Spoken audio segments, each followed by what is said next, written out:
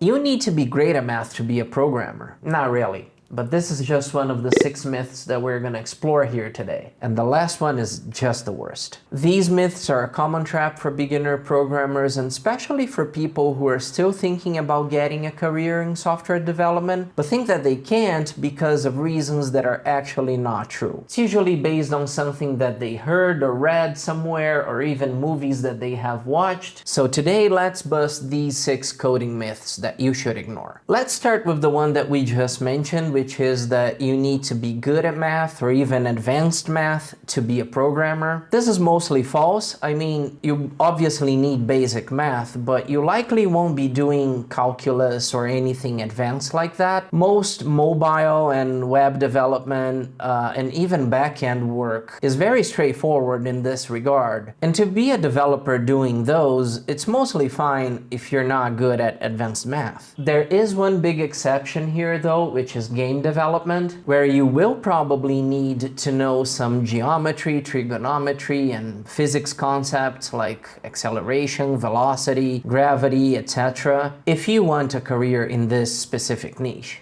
The second one is that you are too old to start, and that one is 100% false with no exceptions. I mean, I was 30 already when I started to learn to code, 31 when I got my first internship for web development, and 32 when I really started to learn iOS and then got an internship doing that. And even if you think that that doesn't qualify as being old, I've seen a bunch of posts on LinkedIn and all throughout the web during the pandemic about people in their 60s and 70s who got isolated with younger family members at home during the lockdowns and then started to learn to code and work in their own projects. So if 70-year-olds can do it, it's proof that it's never too late. You need a computer science degree or similar to start a tech career. I have a whole video about this that I'll link in the description below, but to sum it up, you don't need it. I have a law degree actually and pivoted to tech and have been working as an iOS developer for the last 8-9 years now, and it's been completely fine. And I've also worked with a lot of good developers that majored in psychology, arts, political sciences, or people that even didn't go to college at all. I'm not saying that you shouldn't go to college, especially if you're young and have the time and the money to do so. I'm just saying that not having a college degree is not going to stop you from having a career in tech. You only need to learn one programming language. I think it's a good idea to learn more than one, even if the reason is just to, sample different things and find out what it is that you actually like. Once you pick one that you really like though, then I think it's important to just focus on that one in the beginning. Let's say you picked Swift, for example. I think it's gonna be a better use of your time to take the time to learn advanced concepts like generics, how to use protocols, how to implement architectural and design patterns and things like that, than just learning the basics of like for loops and ifs and things like that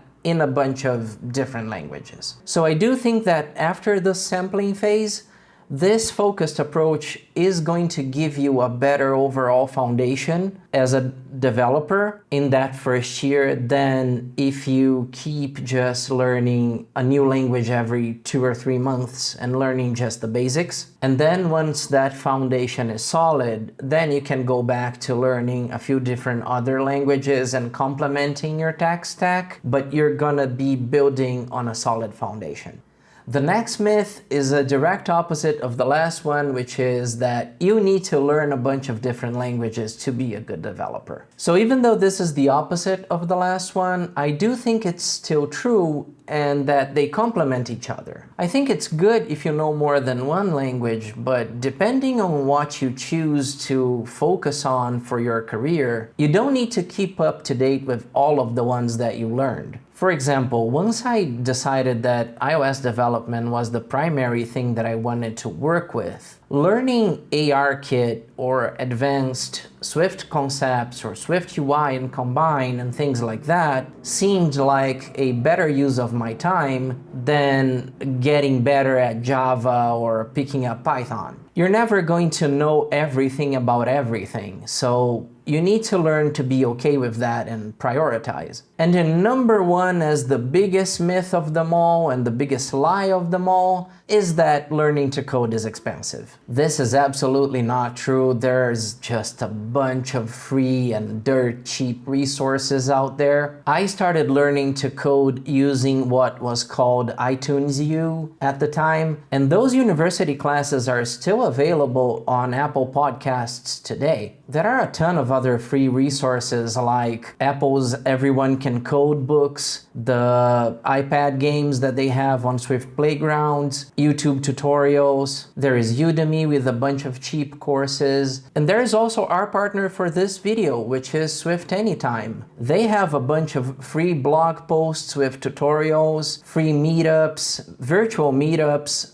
that happen once every week, once every 2 weeks, that teach a bunch of iOS development concepts for free, as well as very affordable courses and books to help you prepare for interviews. And you can even book one-to-one personalized sessions with experienced iOS developers if you want more personalized help. So yeah, to me, that's just the biggest myth of them all, because there are just such a ton of free resources out there that you can probably learn iOS development without ever spending a dime. And speaking of learning to code for free, I do have a video on how to learn iOS development for free. The video is a bit old, but I go more in depth on a bunch of different resources over there. And all of those resources are still relevant and are still frequently updated. You can check it out by tapping here, or you can tap here to see the video that YouTube thinks that you're gonna like the best, and I'll see you there.